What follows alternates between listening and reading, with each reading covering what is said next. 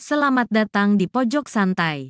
Sebelum Anda mendengarkan audiobook ini, kami menginformasikan bahwa channel ini adalah review audio dari buku yang ada di Indonesia. Untuk membaca keseluruhan buku ini, kami menyarankan membeli buku aslinya di toko buku kesayangan Anda, baik offline maupun online. Keberadaan channel ini dimaksudkan untuk membantu Anda mendapatkan pengetahuan dari buku-buku kesayangan Anda.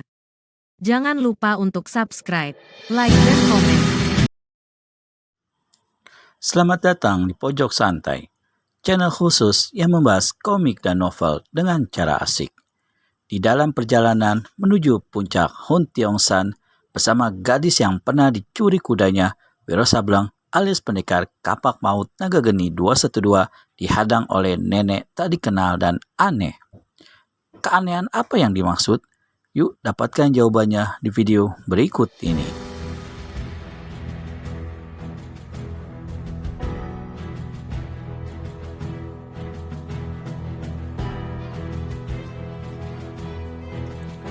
Anehnya, ditegur oleh Wiro, si nenek seolah-olah tak mendengar dan terus saja menggurat-gurat tanah dengan ujung ranting kering. Memikir kalau pendengaran si nenek kurang baik, maka Wiro menegur lagi. Kali ini dengan suara lebih keras. Si nenek tiba-tiba angkat kepalanya. Kelihatan jelas kini wajah yang mengeriput. Di lain pihak, Wiro melihat bagaimana mata si nenek bening bercahaya, bukan seperti mata seorang yang sudah lanjut usia. Si nenek sendiri begitu matanya membentur wajah Wiro, hatinya tercekat dan dalam hati dia membatin. Tak kusangka kalau yang harus kubunuh ini seorang pemuda asing berparas gagah, meskipun tindak tanduknya macam orang tolol dan lucu. Kemudian nenek ini cepat-cepat tundukkan kepalanya kembali. Pandangan mata Wiro Sableng membuat hatinya bergetar. "Nenek, beri jalan padaku," Wiro berkata lagi. Tiba-tiba si nenek melompat. Mimiknya jadi bengis dan dia membentak garang. "Bangsat, kapan aku kawin dengan kakekmu? Kau panggil aku nenek." Mendengar ini, Wiro hendak meledak tawanya. Tapi batal, karena sambil membentak, dilihatnya si nenek tusukan ranting kering di tangannya ke arah dada Wiro. Meskipun cuma sepotong ranting kering, namun bisa mendatangkan maut karena dialiri tenaga dalam yang hebat. Wiro berkelit ke samping dan menghantam dengan tangan kanannya. Pukulan tepi telapak tangannya tepat mengenai lengan si nenek. Ranting terlepas mentah dan si nenek menggigit bibir menahan sakit. Wiro sendiri merasakan tangannya seperti kesemutan. Diam-diam, pendekar ini kaget juga dan mulai berlaku lebih hati-hati. "Aku tiada permusuhan denganmu, nenek.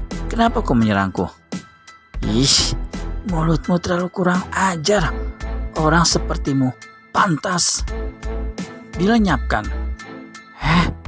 Bukankah kau yang duluan bicara segala macam kawin dengan kakekku? Kau yang buktinya bermulut usil, Nek."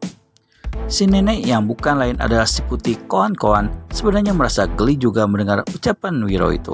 Namun berhubung dia mendapat tugas dari ketuanya untuk membunuh pemuda asing ini, maka itu tak dapat ditawar-tawar lagi.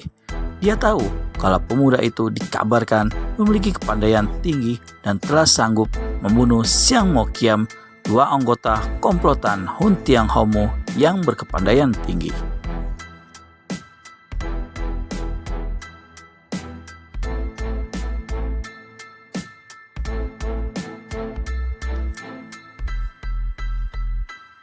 Karenanya, dalam serangan kedua, dia sengaja keluarkan jurus Hun In Tuang San atau awan melintang memutus bukit, yakni jurus pertama yang sebelumnya telah mengantar kematian dua padri Xiao Lim Si berkepandaian tinggi itu. Wiro kaget ketika melihat bagaimana seolah-olah lawan dipisahkan oleh satu jarak gaib yang tak bisa dicapainya, padahal si nenek kelihatan dekat saja di depan matanya. Nyatanya kepandaian cuma rendah saja, kata si nenek rambut putih alias Koan-Koan begitu melihat jurus yang dikeluarkannya itu membuat awan tidak berdaya.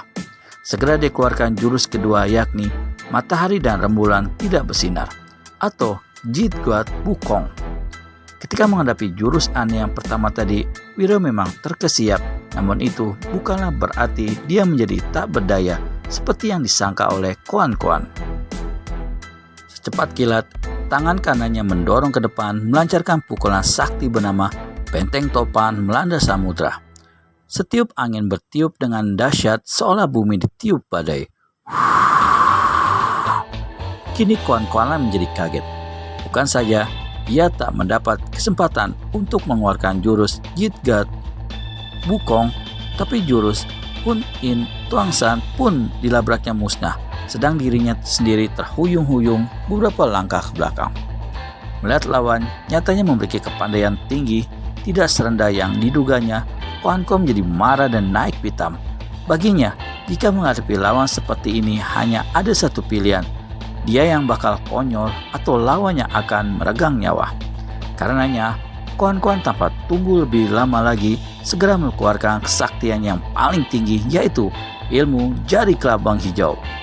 Ketika Peklan yang mengintip di balik belukar melihat si nenek rambut putih jentikan 5 jarinya yang disusul dengan berkiblatnya 5 larik sinar hijau yang menggidikan, maka dari itu tersentak kaget dan berseru memperingati Wiro.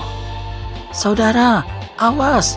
Itu pukulan ilmu jari kelabang hijau yang ganas, lekas menyingkir." Wiro tertegun mendengar peringatan itu, sedang Koan-Koan sendiri terheran-heran karena tak menyangka kalau ada orang ketiga di tempat itu. Karena belum tahu sampai di mana kehebatan ilmu jari kelabang hijau, Wiro turuti juga peringatan Peklan, menyingkir 2 langkah ke samping dan menghantam dengan pukulan angin puyuh. Tapi apa lacur, pukulan sakti yang dialiri setengah bagian tenaga dalamnya itu ternyata punah dilabrak sinar hijau pukulan lawan. Di lain kejap, sinar hijau terus menyambar ke arah Wiro. Peklan menjerit kaget. Celaka! Dan dia sendiri tidak punya kemampuan untuk menolong Wiro.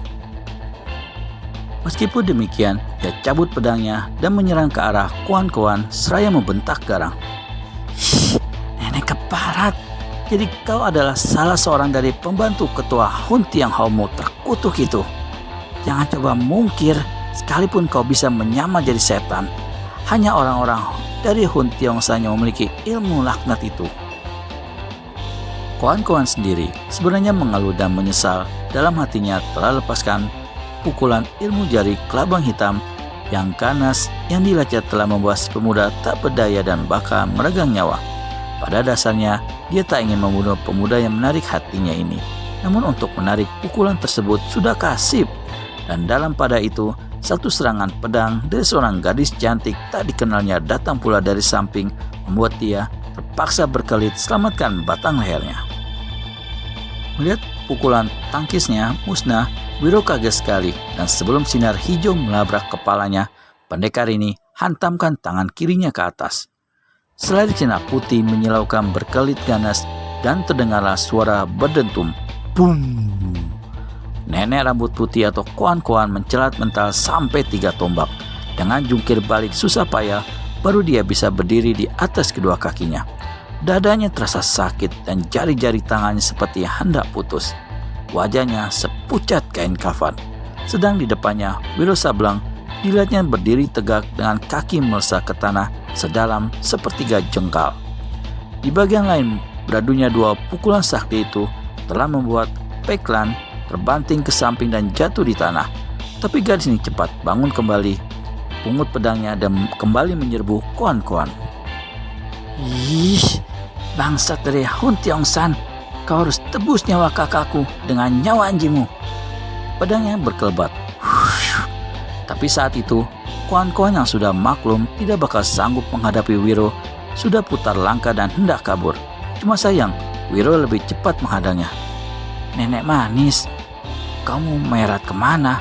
Makan dulu jariku ini." Sekali totok saja, nenek rambut putih alias Koan-Koan tertegun jadi patung, tak bisa bergerak lagi. Sekarang mampuslah!" seru Peklan. Pedangnya turun laksana kilat. Koan-Koan bisa pejamkan mata terima nasib. "Peklan, tahan dulu!" Wiro tiba-tiba berseru dan memegang lengan Peklan. Gadis ini coba memberontak. "Apa-apaan kau? Bangsat ini adalah musuh besarku yang telah membunuh kakakku. Musuh besar setiap orang-orang golongan putih. Kenapa kau cegah aku membunuhnya? Apa yang melandasi Wiro Sableng alias pendekar Kapak Maut Naga Geni 212 melarang tindakan Peklan? Temukan jawabannya di video selanjutnya hanya di channel Pojok Santai. Segera subscribe dan tekan tombol lonceng untuk mendapat notifikasi video terbaru dari kami. Oh iya, bagi para kisanak yang ingin membaca Wiro Sableng dan novel silat lainnya bisa mengunjungi Negeri Para Pendekar Blogspot. Bisa dibaca online maupun offline. Terima kasih dan sampai bertemu kembali.